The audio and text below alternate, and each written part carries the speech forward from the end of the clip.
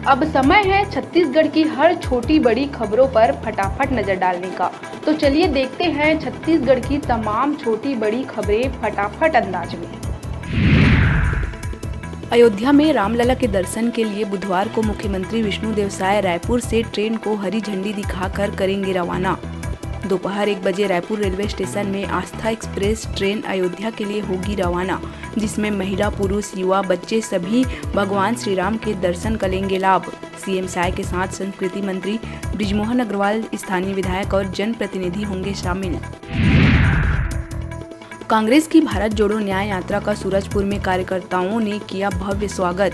ताराग्राम में अपने नेता राहुल गांधी को अपने पास पाकर काफी उत्साहित नजर आए कांग्रेसी कार्यकर्ता। न्याय यात्रा में शामिल होने आई राष्ट्रीय प्रवक्ता राधिका खेड़ा ने कहा, बीजेपी के पास कोई मुद्दा नहीं, देश में तोड़ने का कर रहे हैं काम। 2024 के चुनाव में जनता सिखाएगी सबक।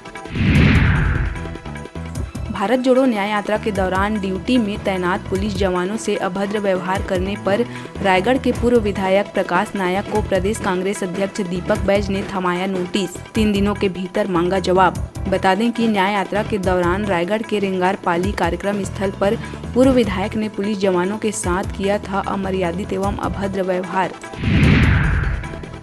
गौरेला पेंड्रा मरवाही में गौरेला बांधा मोढ़ा के पास प्रयागराज से दुर्ग जा रही स्लीपर बस में तड़के 3 बजे लगी आग।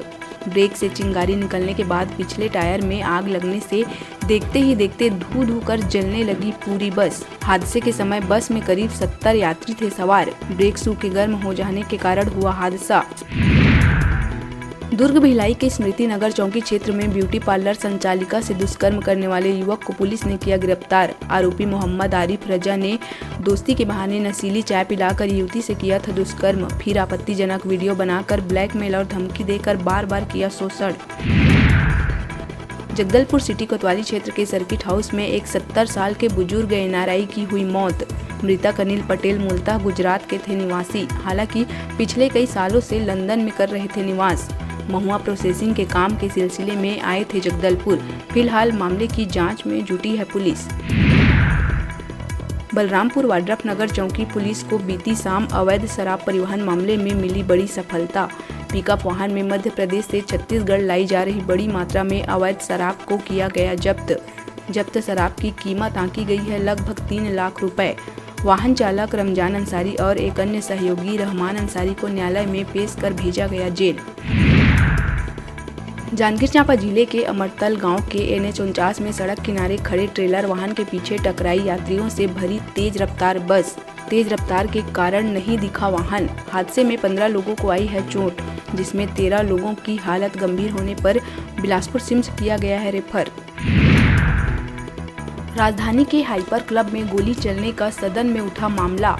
इस दौरान विधायक धर्मलाल कौशिक ने सवाल करते हुए कहा, राजधानी के VIP रोड में टाइम लिमिट से ज्यादा वक्त तक खुल रहे हैं बार, गोली चल रही है, इस पर सख्ती करेंगे क्या? सीएम साय ने जवाब देते हुए कहा, सख्ती से नियम का पालन करने दिया गया है निर्देश। विधानसभा में मंगलवार को बजट सत्र के दौरान जसपुर के सरकारी अस्पताल के कमोड में बच्चे के जन्म का उठा मुद्दा। बीजेपी विधायक गोमती साय ने ड्यूटी पर मौजूद डॉक्टर कर्मचारियों पर की कार्रवाई की मांग। वहीं सरकार क्वांटिफाइबल डाटा को सार्वजनिक करने पर करेगी विचार, जिसके जवाब में मंत्री लक्ष्मी राजवाड़े ने आरोपियों पर कार्रवाई की कही बात। विधानसभा में गूंजा राशन कार्ड की संख्या का मामला।